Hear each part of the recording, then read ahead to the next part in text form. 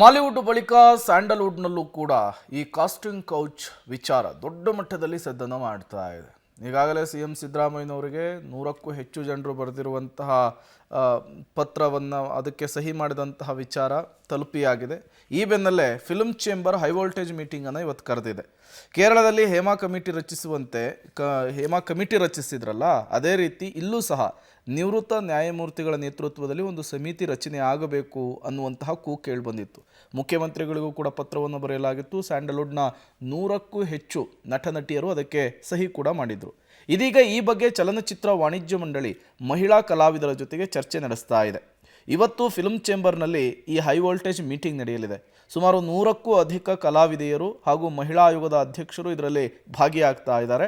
ನಟಿಯರ ಭದ್ರತೆ ಹಾಗೂ ಇನ್ನಿತರ ಸಮಸ್ಯೆಗಳ ಬಗ್ಗೆ ಬೆಳಕನ್ನು ಚೆಲ್ಲಲು ಹೇಮಾ ಕಮಿಟಿ ಮಾದರಿಯಂತೆ ಇಲ್ಲೂ ಸಹ ಸಮಿತಿಯನ್ನು ರಚನೆ ಮಾಡಿ ಆ ಕಮಿಟಿ ವರದಿಯನ್ನು ಅನುಸರಿಸಿ ಹಲವು ಕ್ರಮಗಳನ್ನು ಅನುಷ್ಠಾನಕ್ಕೆ ತರುವಂತಹ ಚಿಂತನೆ ನಡೆಸುವ ಕುರಿತಂತೆ ಚರ್ಚೆಯನ್ನು ನಡೆಸಿ ಇವತ್ತು ಫಿಲ್ಮ್ ಚೇಂಬರ್ ನಿರ್ಧಾರವನ್ನು ಪ್ರಕಟಿಸುವಂತಹ ಸಾಧ್ಯತೆ ಇದೆ. ರೇಣುಕಾಸ್ವಾಮಿ ಹತ್ಯೆಯ ಪ್ರಕರಣಕ್ಕೆ ಸಂಬಂಧಪಟ್ಟಂತೆ 17 ಜನ ಆರೋಪಿಗಳ ವಿರುದ್ಧ ದೋಷಾರೋಪ ಪಟ್ಟಿಯನ್ನು ಸಲ್ಲಿಕೆ ಮಾಡಿ ಆಗಿದೆ. ಮುಂದೇನು ಅಂದರೆ ದೋಷಾರೋಪ ಪಟ್ಟಿಯ ಟ್ರಯಲ್ ಮಾಡುವುದಕ್ಕೆ ಫಾಸ್ಟ್ ಟ್ರ್ಯಾಕ್ ಕೋರ್ಟ್ ತೆರೆಯೋದಕ್ಕೆ ಎಲ್ಲ ಸಿದ್ಧತೆಗಳಾಗಿರುವಂಥದ್ದು. ಈ ಫಾಸ್ಟ್ ಟ್ರ್ಯಾಕ್ ಕೋರ್ಟ್ ಅಂದರೆ ತ್ವರಿತಗತಿಯ ನ್ಯಾಯಾಲಯ. ಬೇಗನೆ ಇಲ್ಲಿ ಕೇಸನ್ನು ಇತ್ಯರ್ಥ ಮಾಡಲಾಗುತ್ತೆ. ಈಗಾಗಲೇ ಪೊಲೀಸರು ಗೃಹ ಇಲಾಖೆಗೆ ಮನವಿ ಕೂಡ ಸಲ್ಲಿಕೆ ಮಾಡಿದಾರಂತೆ. ಫಾಸ್ಟ್ ಟ್ರ್ಯಾಕ್ ಅಥವಾ ಸ್ಪೆಷಲ್ ಕೋರ್ಟ್ ಮಾಡುವುದಕ್ಕೆ ಸರ್ಕಾರ ತೀರ್ಮಾನ ಮಾಡಬೇಕಿದೆ. ಅದು ಕ್ಯಾಬಿನೆಟ್ನಲ್ಲಿ ನಿರ್ಧಾರ ಆಗುತ್ತೆ. ಕ್ಯಾಬಿನೆಟ್ನಲ್ಲಿ ನಿರ್ಧಾರ ಮಾಡಿ ಹೈಕೋರ್ಟ್ಗೆ ಮನವಿಯನ್ನು ಮಾಡಿಕೊಳ್ಬೇಕಾಗುತ್ತೆ. ಈಗಾಗಲೇ ಗೃಹ ಇಲಾಖೆ ಅಡ್ವೊಕೇಟ್ ಜನರಲ್ ಅವರಿಗೆ ಕಾನೂನಾತ್ಮಕ ಸಾಧಕ ಬಾಧಕಗಳ ಬಗ್ಗೆಯೂ ಕೂಡ ವರದಿ ಕೇಳಿದೆ.